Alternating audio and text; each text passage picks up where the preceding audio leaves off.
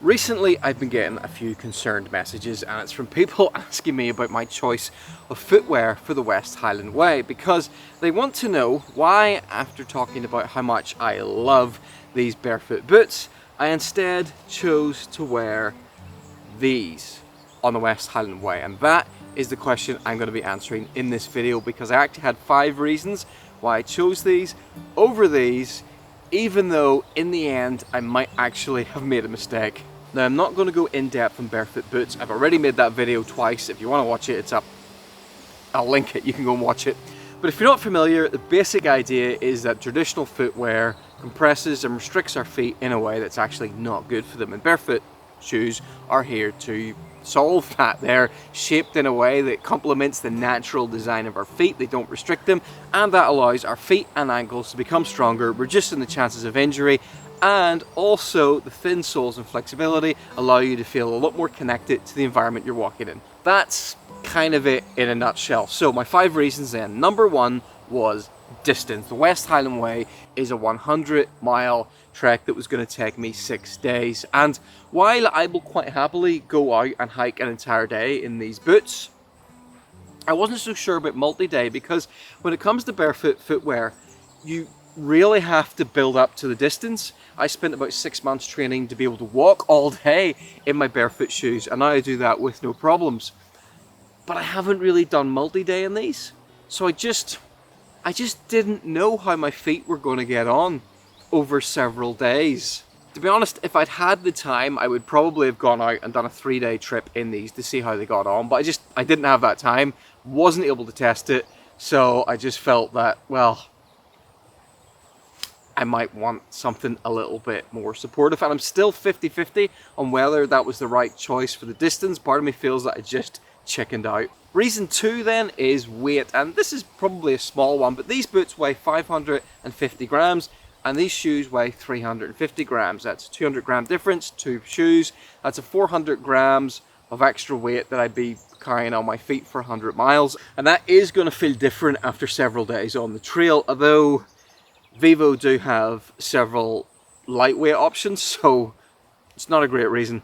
3 then is ease of use, and this one is complete laziness, because I hate tying laces. I hate it on normal boots, and I hate it on these as well. It's just a bit kind of slow to put them on, and I knew that if I got a pair of shoes like this, I could put these elastic lock laces on them, which means they go on and off as easy as slippers. There's no laces to tie up. Just slip on, slip off. In fact, just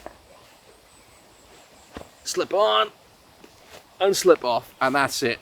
It does seem a little bit ridiculous, but if you're at a campsite and in and out of your tent a lot, the ability to slip your shoes on and off does make a difference. And also, these were more comfortable to wear around camp. Now, you can take the laces and tuck them inside the Vivo boots, but then you're walking on the laces, whereas these were like just wearing a pair of slippers around the campsite. Number 4 then is breathability. These Vivos are made from leather, which is naturally breathable, and it's also waterproof or water resistant up to a point. But on long, hot, sweaty days, doing a lot of miles, your feet can get quite hot, sweaty in these in warmer weather. These, on the other hand, have got loads of ventilation on them, really breathable, and they kept my feet nice and cool. I've got a slug in my hand, and they kept my feet nice and cool for the entire trip. However, that breathability comes at a cost, and the cost was waterproofing, which would prove to be my undoing. 5 then, and this is actually the biggest one for me, and this is impact. Because I wasn't just hiking the West Highland Way, I was quite regularly running parts of it, partly because sometimes I just feel like running, and also because I was filming along it, making videos. That meant I had to stop a lot to fly drones, set up cameras, put on tripods to get the style I wanted, and that slowed me down a lot. And I thought running would, catch me up and mean I wouldn't lose as much time with all that stopping, even though with the running I was actually still slower than some people who were hiking, which tells you just how often I was stopping. And the problem with running is that the impact forces of running are 4 times that of hiking. And you imagine what that's like, especially when you've got a heavy backpack on as well.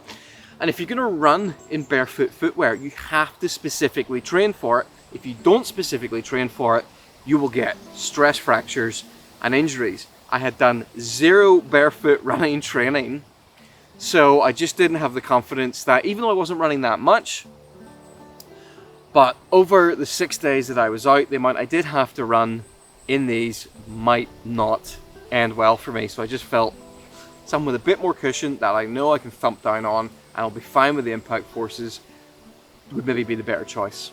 So let me give you a closer look at what I did wear. These are the Altra Olympus 5. They are a trail running shoe essentially, but they are still barefoot style. I didn't want to go away from barefoot. They have a foot shaped sole. You can see that. It's a nice wide toe box. They don't restrict your feet. They're also 0 drop, so there's no height difference between the toe to the heel.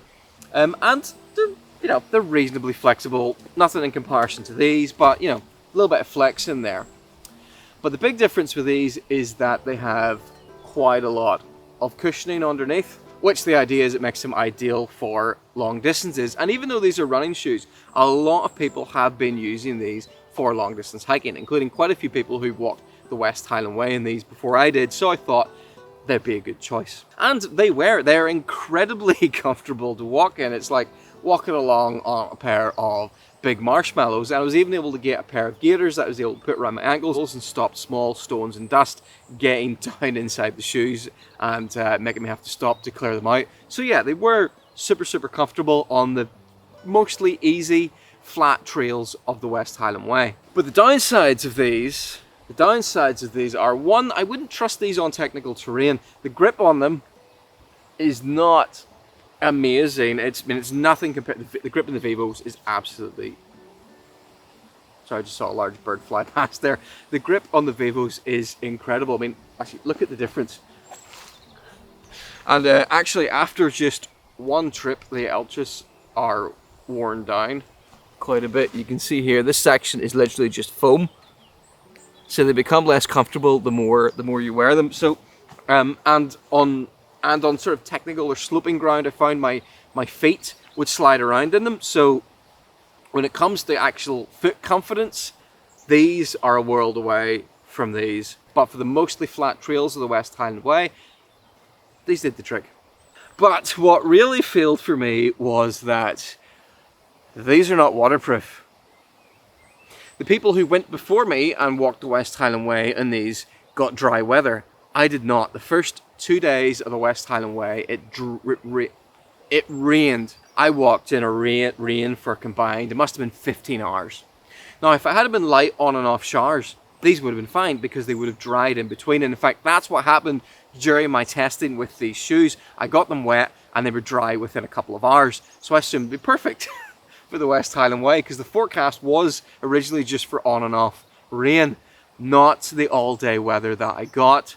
So my feet got wet for 2 days, and that ended up in me getting horrendous blisters. So the second half of the West Highland Way was actually agony for my left foot. My right foot, which didn't have any blisters on it, was actually completely fine the entire time.